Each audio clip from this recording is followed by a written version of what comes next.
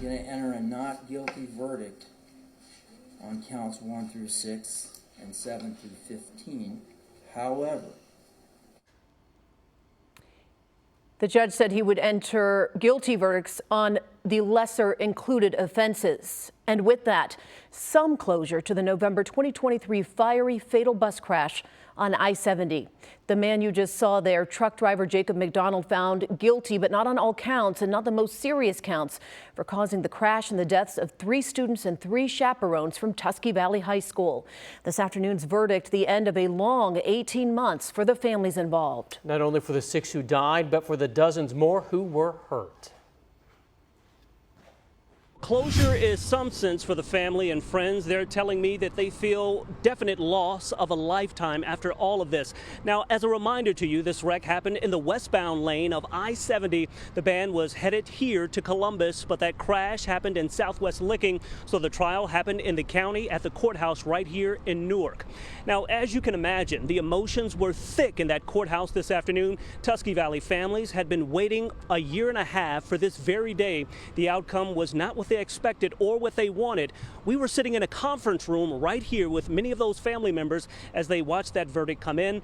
Now, I do want to take a second and let you see and hear that raw emotion and, most importantly, that pain. I mean, we pray a lot and we have to stick together. We're a community, so. Mr. McDonald is criminally responsible for this act. It's a huge surprise to a lot of families here going through all of this emotion, this pain in the courtroom this afternoon. And many folks in this community were here to support those victims of this crash as well as their families.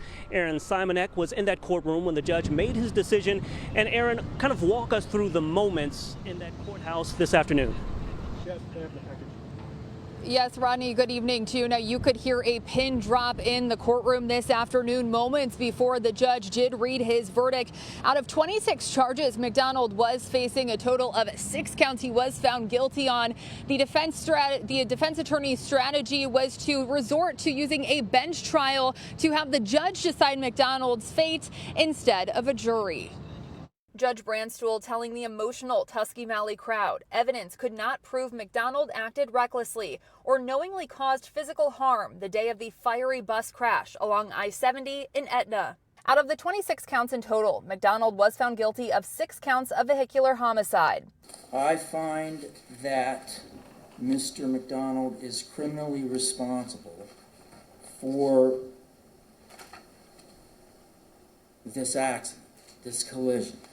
However, I find that the state has failed to establish beyond a reasonable doubt the element of recklessness.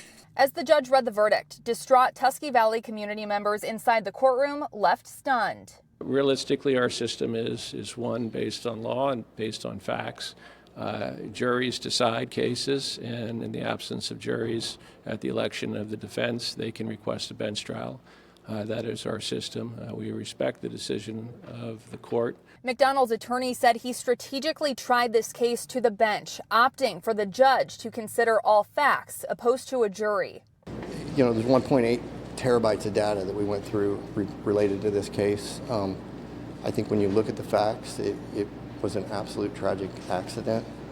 The judge read the definitions of recklessness and negligence into the record, and you know, if you followed the proceedings, the negligence fit. If you close your eyes for 7 seconds and you're carrying 50,000 pounds of weight down a road, moving 105 feet a second, and you don't see anything in front of you, so much so that when a picture is taken of you, when you're not expecting it by a witness and you have your hands up in the air and you're completely oblivious to what happened, yeah, you're probably reckless. So we disagree.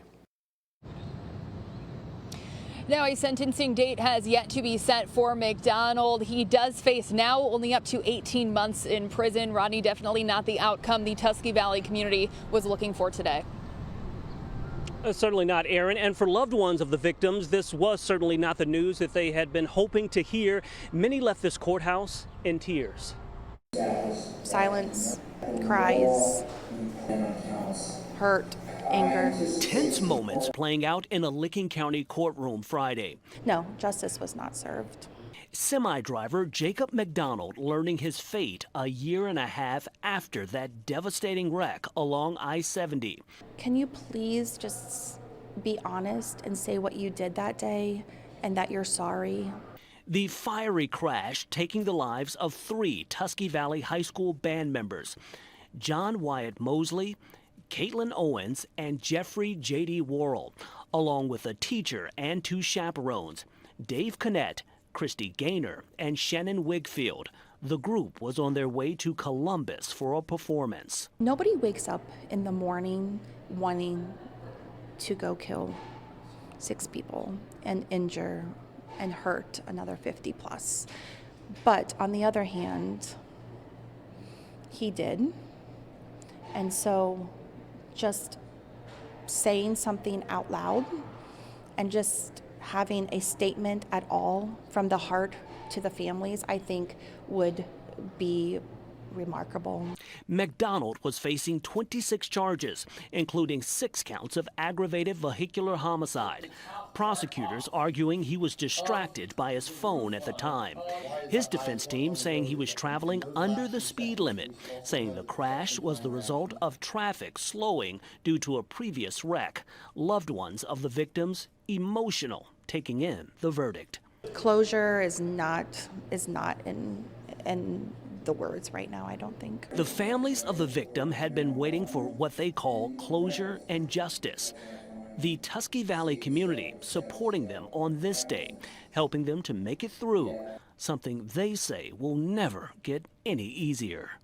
It's in God's hands. We prayed before. That's all we can do. Support each other.